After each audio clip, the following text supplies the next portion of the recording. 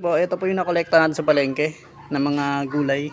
Puro balat po ng repolyo, tsaka yan po, halo-halo po. Dalawang tao po yung nagbigay sa atin ito. Ito sa palengke natin nakuha to. Marami po yan. Ito po, bigay po ni Auntie Flor. Ito po yung unahin natin gagayatin para ipamerienda sa ating mga alaga. Ayan po yung gulay natin.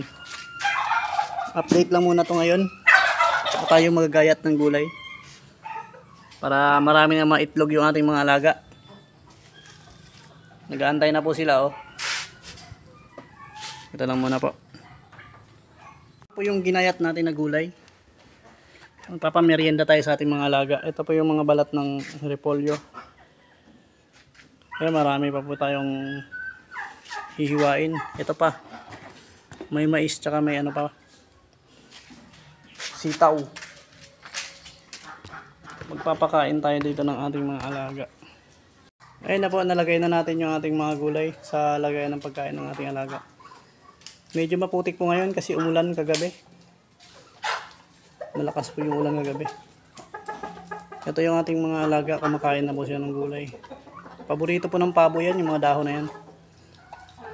Tsaka yung mga alaga nating pekinda, kumakain din yan. Andun pa yung iba. Ito po, ilalagay po natin sa taas para sa pagkain din ng pabo. Sisiw. Ito po yung ating alaga sa taas. Mga sisiw. Mag 3 months pa lang po sila. Gansa.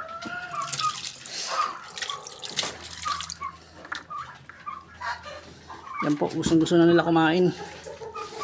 Ihalo lang po natin para pati yung feeds makain nila, yung tira kaninang umaga. Ganyan lang po yung diskarte natin para makatipid sa patuka. Kahit mura po yung feeds na nabibili natin, kailangan pa rin natin mag-mix para mas lalong masustansya yung pagkain nating alaga. Yan po yung mga future breeder po natin. Pati yung gansa na yan, bibilan po natin ng lalaki yan.